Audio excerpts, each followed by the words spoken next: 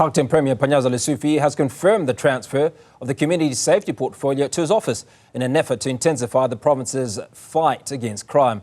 During the unveiling of his cabinet last night, Lesufi identified tackling crime as one of his top priorities. Now, will this move help reduce the rampant crime in the province? To help us answer this and other related questions, I'm joined by Willem Els, Senior Training Coordinator at the Institute for Security Studies. Willem, very good afternoon. Thanks for your time. Are you at all surprised by the move made by the Premier? Good afternoon, Hugo.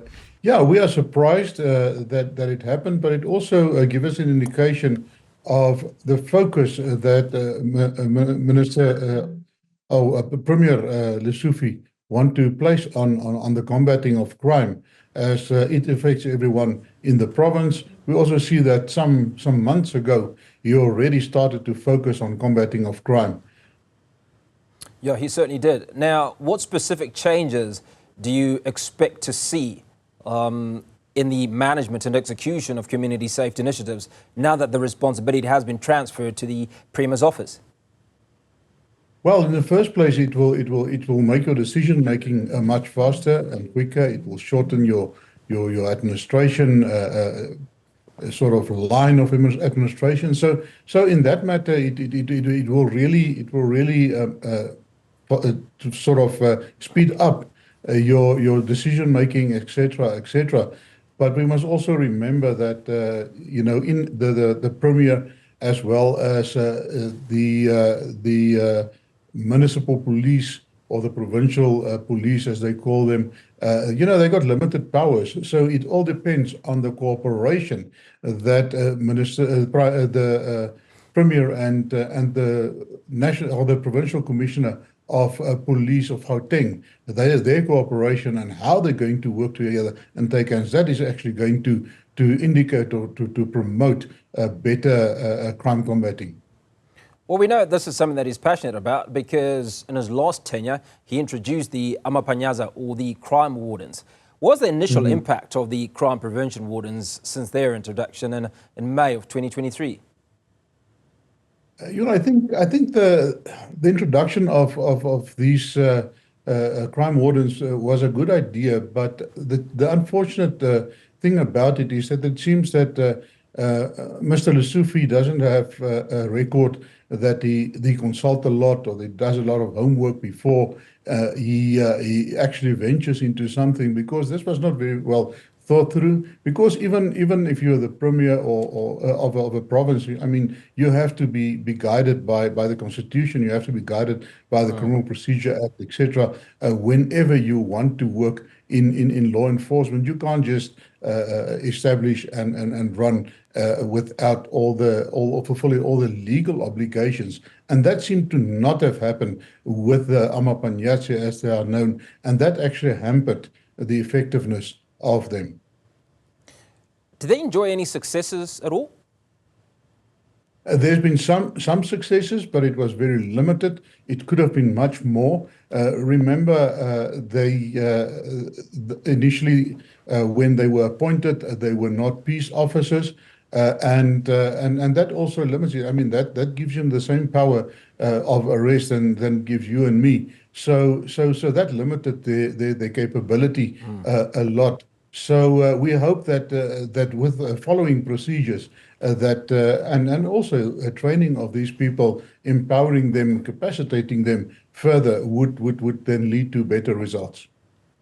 So the move of that office to the Premier's office, does it maybe suggest that one of the things you talked about, Willem, is that it'll make the processes around decision-making simpler, but it'll also reduce the amount of resistance from a separate office of an MEC, would it not?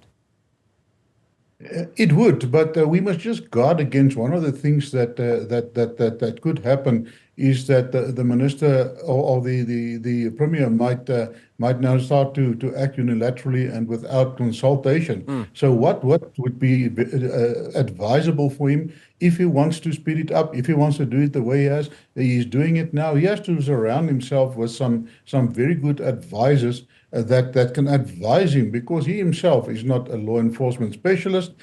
So he rely on the advice of these specialists and then follow that advice in order to speed up these processes, then we might see some positive results. And if we go back to the appointment of the various peacekeepers or the Amapanyaza, I mean, there was a lot of resistance when those peace officers were put into office. What do we learn from that, and the possibility of obviously negating, the various procedures that would be expected to be implemented before people such as peace officers are appointed? Yeah, in the first place, and I think that was maybe a lesson for Mr. Lesufi, is that you have to follow due process and due procedures in order to institute something like this. One of the challenges that we have, we have a statement by the former Minister of Justice, Mr. Lamola, that these guys are now peace officers.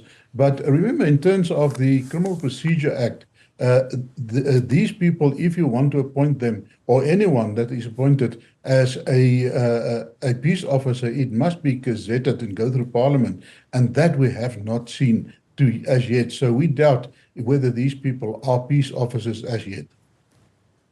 So let's focus a little bit on the situation with crime in Gauteng. What are those numbers, and just how much work will the Premier have to do in his office to ensure that those numbers come down?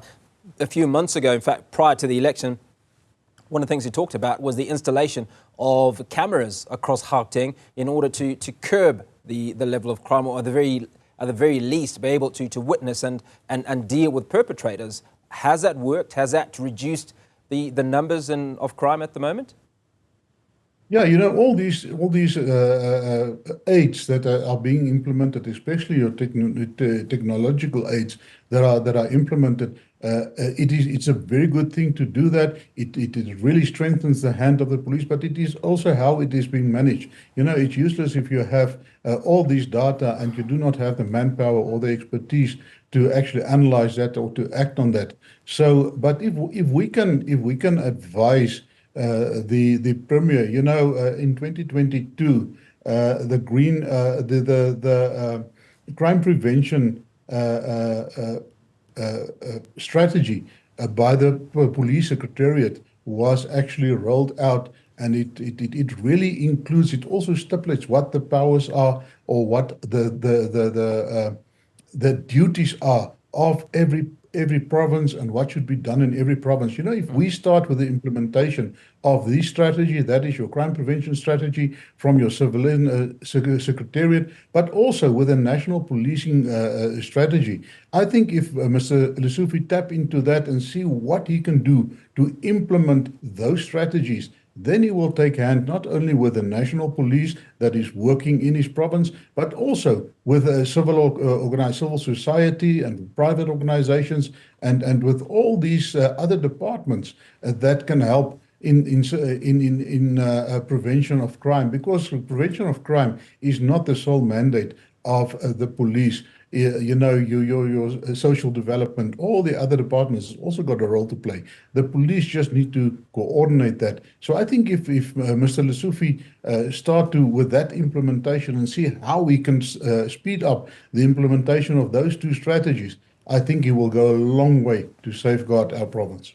Do you get the impression that he's already jumped the gun, if you will, because he's made this move, and albeit without, on the surface, limited consultation, one would imagine. But let's talk about what's happened in the past on the appointment of the peace officers, as they were eventually known. I think there was a bit of a run-in with the then police minister.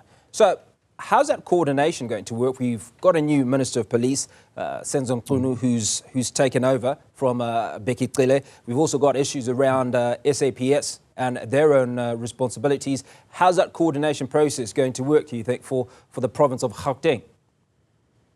Well, in the first place, it starts off with the Minister of Police and the Minister of Justice, because they are the two custodians in terms of the Constitution, in terms of the law, when it comes to the combating and prevention of crime. So it is good for Mr. Lesufi to sit down with the two new ministers.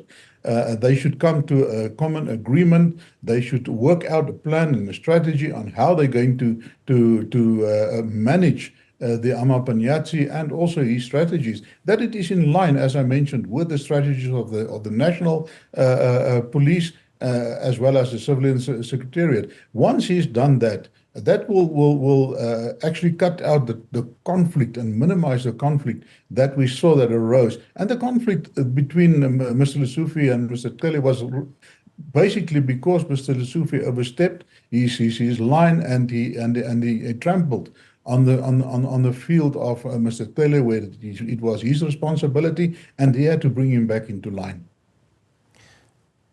Now, Willem, let's look at what it is that Premier Panyaza has to do in order to deal with crime. So on his desk is obviously going to be issues of gang violence and shootings that are carrying on, cash in transit heists and so on.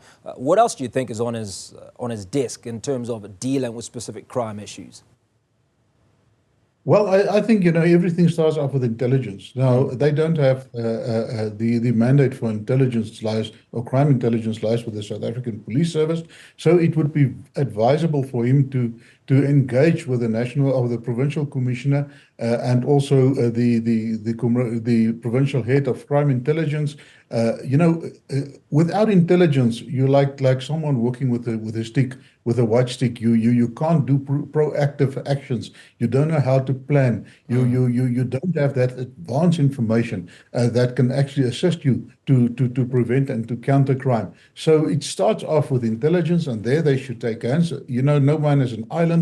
So we understand that Mr. Lesufi is very passionate, and he's got a vision to combat crime, but he should do that in conjunction not only with the national police and crime prevention and intelligence services, etc., but also, he's got a magnitude of private security companies that have got a lot of capacity within them that can assist with the police. He's got civil society that can advise. So and all of that is taken up in the strategy of the police secretariat. So if he follow and implement that strategy, he will bring together all those role players that can actually strengthen his hand in order to make Gauteng a safer province. How important is community involvement in combating crime, not just in Gauteng, but across the country? It's extremely important. If you go back at the 9 principles of Sir Robert Peel, that is actually the foundation of policing, is within the police is in the community and from the community. The police are all civil servants. That means they are in service of the people of Gauteng and of South Africa. So they have to service them. They've got the mandate to service them and to provide services that are adequate. It is the duty of the minister and the government to see to it that they are adequately trained and that they're adequately supplied with all the resources in order to do effective policing. But the community remains the prime partner with the police, because at the end of the day, they are the beneficiaries of good policing, but also they are the eyes and the ears of the police in the community. You must remember that these syndicates that are operating, these cash and transit syndicates, all of them, they are within our communities. They've got safe houses in our neighborhoods. And if those people identify that and inform the police, we will be able to bring down crime by a long way. Willem Els, always great to speak to you. Appreciate your time. Senior Training Coordinator at the Institute for Security Studies, unpacking for us the work ahead for the Premier of Gauteng.